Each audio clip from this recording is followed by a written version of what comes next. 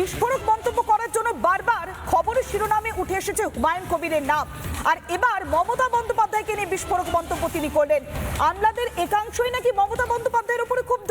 মুখ্যমন্ত্রীকে চেয়ার থেকে তারা সরানোর চেষ্টা করছেন।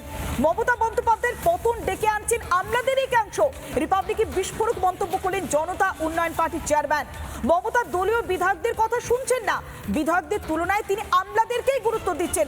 অথচ যে আমলাদেরকে গুরুত্ব দিচ্ছেন সেই আমলাদের একাংশই কিন্তু মমতা বন্দ্যোপাধ্যায়ের পতন ডেকে আনছে। বিস্ফোরক মন্তব্য করলেন হুমায়ুন কবির, শুনুন।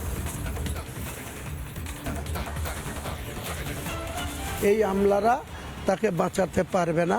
এই আমলাদের এই সব কুকীর্তি, অন্যায়, মানুষের উপরে জুলুম,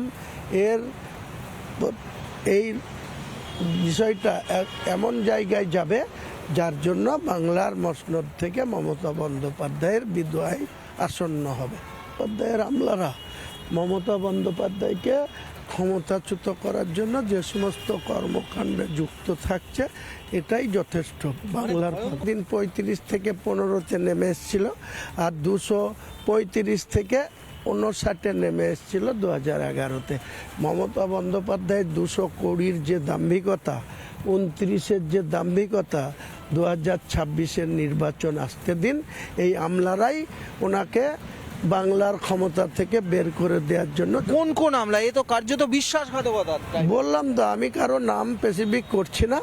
উনি যাদের পরামর্শে চলেন, যাদের সিদ্ধান্ত স্বাক্ষর করেন, বা তাদেরকে বেশি বেশি করে মানে তাদের কথা শুনে সরকারটার চালান, তারাই তার জন্য ক্ষতিকারক হচ্ছে। আমি আমার অভিজ্ঞতা থেকে বলছি। স্পষ্ট হুমায়ুন কবির বলছেন যে আমার অভিজ্ঞতা থেকে বলছি, যে সমস্ত আমলাদের পরামর্শ মেনে চলেন মমতা বন্দ্যোপাধ্যায়, সেই আমলারাই তাকে ক্ষমতা থেকে সরিয়ে দেবে। দাম্ভিকতার চূড়ান্ত সীমায় পৌঁছে গিয়েছেন মমতা বন্দ্যোপাধ্যায়। প্রাক্তন পুলিশ কর্তা দেবাশিস ধরের সঙ্গে আমরা কথা বলেছিলাম, তার কি প্রতিক্রিয়া শুনুন। তান্ত্রিক পদ্ধতিতে নির্বাচিত সরকার চলছে না, এটা রাজতন্ত্র চলছে।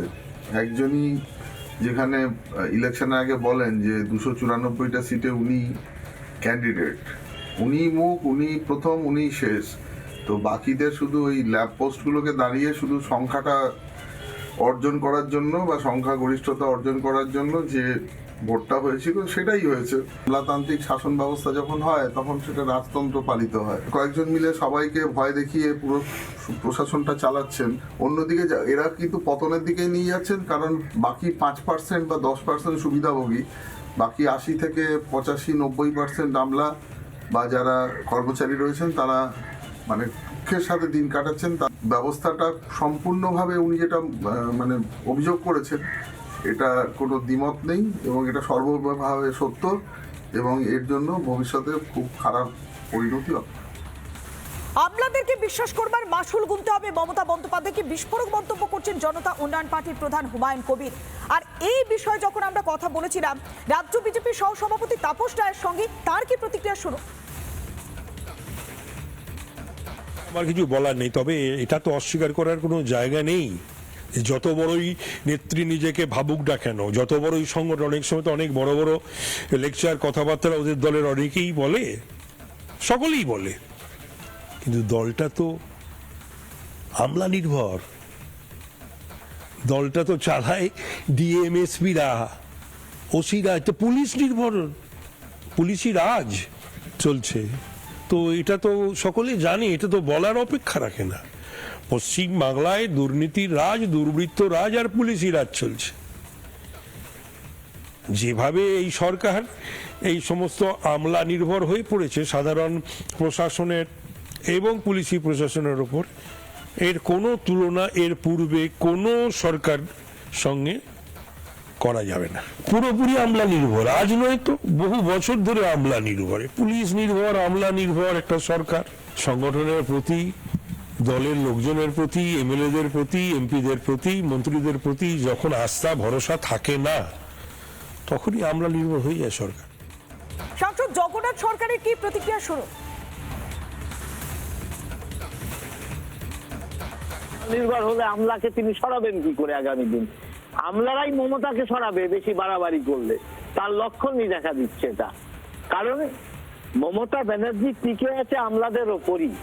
তার দলের কিছু নেই, একধারে আইপ্যাক আর কিছু লুটেরার বাহিনী দলটা চালাচ্ছে। এখানে যেমন দেশ বিরোধী শক্তি ভোটার, তাদেরকে ভুয়ো ভোটার রেখে তিনি এসআইআর এর ভয় পেয়ে উল্টাপাল্টা আচরণ করছে, সারা বাংলা জ্বলছে। এর পেছনে দল নির্ভর নয়, তিনি সংগঠন নির্ভর নয়, আমলা নির্ভর হয়েই চালাচ্ছেন, এটা তার প্রমাণ। তাই হুমায়ুন কবির যেটা বলেছেন একদম সঠিক কথা বলেছেন, তাকে আমলারাই একদিন শেষ করবে।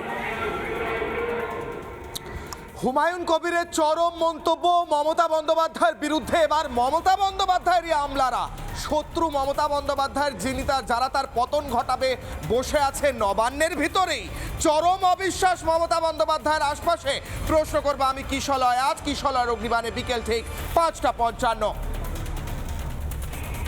নানা ধরনের কন্টেন্ট দেখার জন্য লাইক করুন, শেয়ার করুন আমাদের ফেসবুক পেজ, সাবস্ক্রাইব করুন আমাদের ইউটিউব চ্যানেল। পাশাপাশি অন্যান্য ব্রেকিং নিউজের জন্য অবশ্যই চোখ রাখুন রিপাবলিক বাংলায়।